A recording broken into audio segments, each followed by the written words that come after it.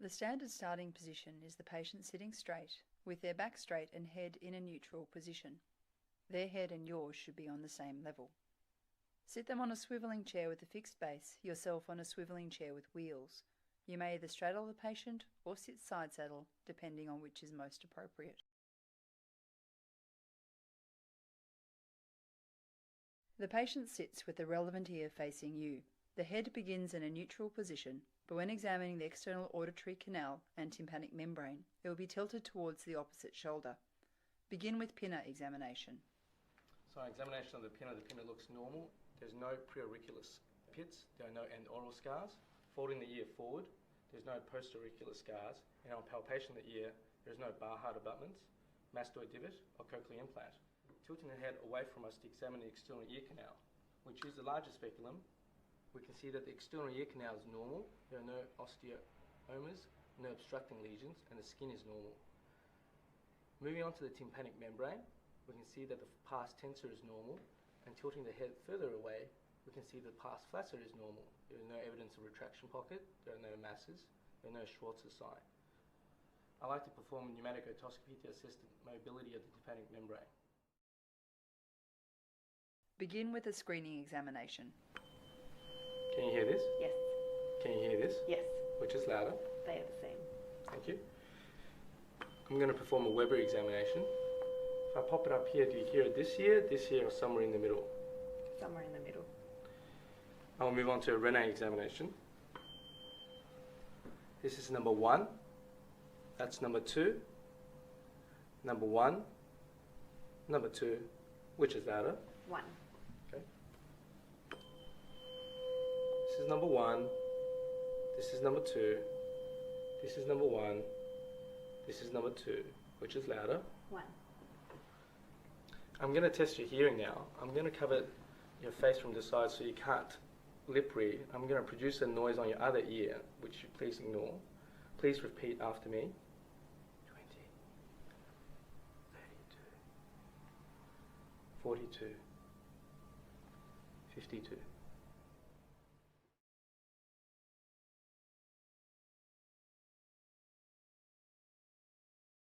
A Barani box is essentially a noisemaker, with a volume of 110 decibels when held at the external auditory meatus, or 80 decibels at the conchal bowl.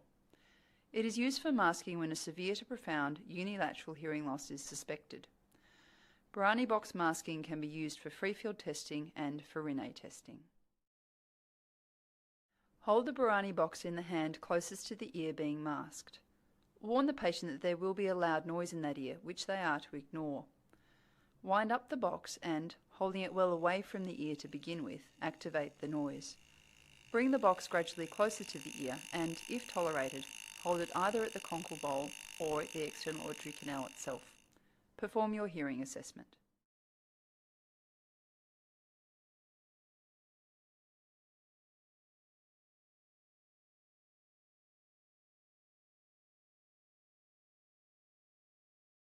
I'm going to test your left hearing now.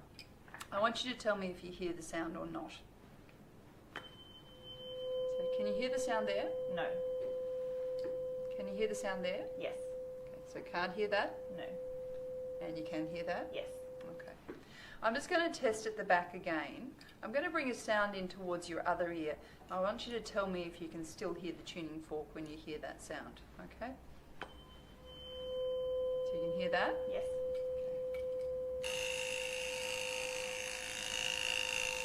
Can you still hear it now? No. I'm going to say a series of words. I want you to repeat them if you hear them. I'm going to make a noise in the other ear. I'd like you just to ignore that. Okay. 20,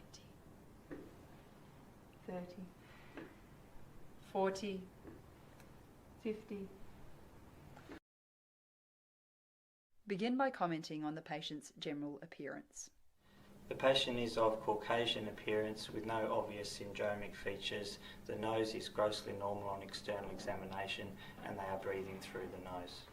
Please breathe in for me and out and again and out and again and out. There is airflow through both nasal passages. Please take a quick sniff in through your nose and out, and again, and out, and again. There is no obvious nasal valving.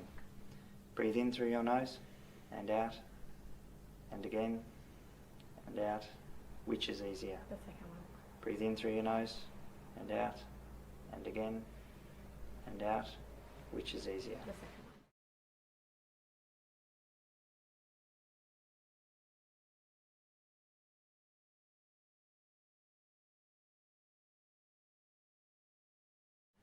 The nasal vestibule appears normal with no obvious inflammation.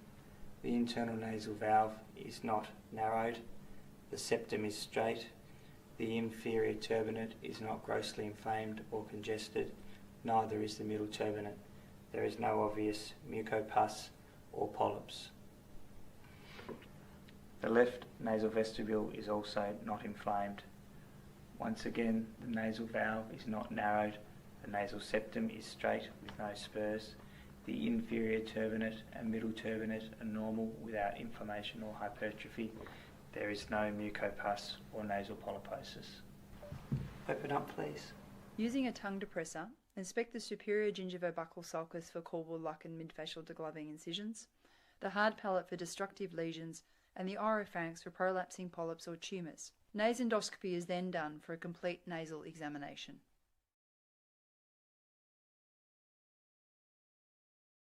Start with the mouth closed. Inspect the lips and general facial symmetry.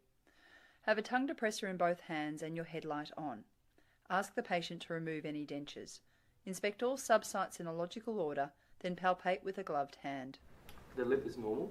Can you please open your mouth as wide as it can go? There's no trismus. Can you please stick out your tongue and move it left and right? There's no restriction of tongue movement. I'd like to have a look at these subsites now. The buccal mucosa is normal. Just relax the tongue. Sulcus are normal. Just relax the tongue, lift the tongue all the way up to the ceiling, floor the mouth is normal, and pop your tongue back down, relax. Just say ah. The oral pharynx is normal, the soft palate is normal, the hard palate is normal. I like to palpate these subsites with a gloved finger.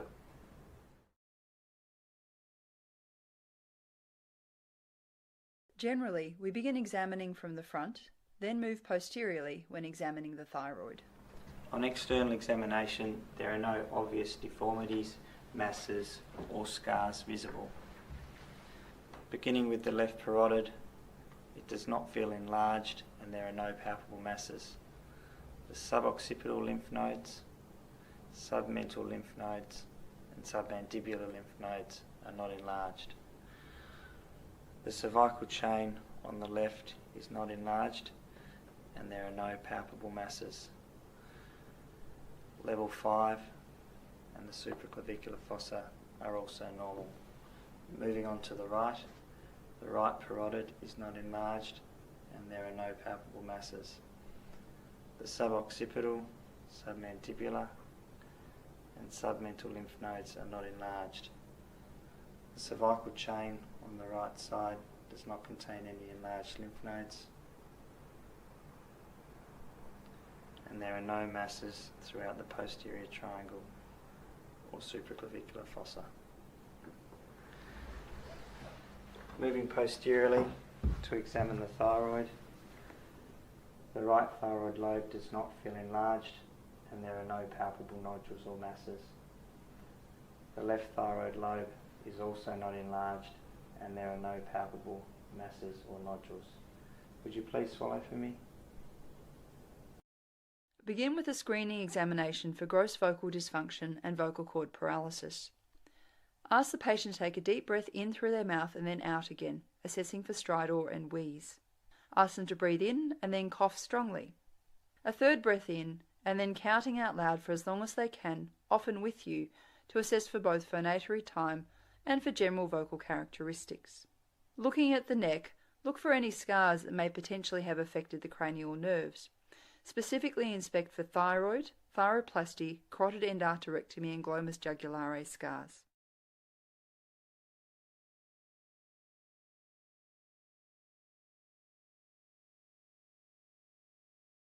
Move on to the oral cavity. Assess palatal movement, looking for a high vagal lesion and hypoglossal lesions bilaterally. At this stage, generally examining the larynx is indicated. This could be done either with a mirror or endoscopically, depending upon the equipment that is available. Assess for vocal cord mobility and also for focal lesions involving the larynx and adjacent structures.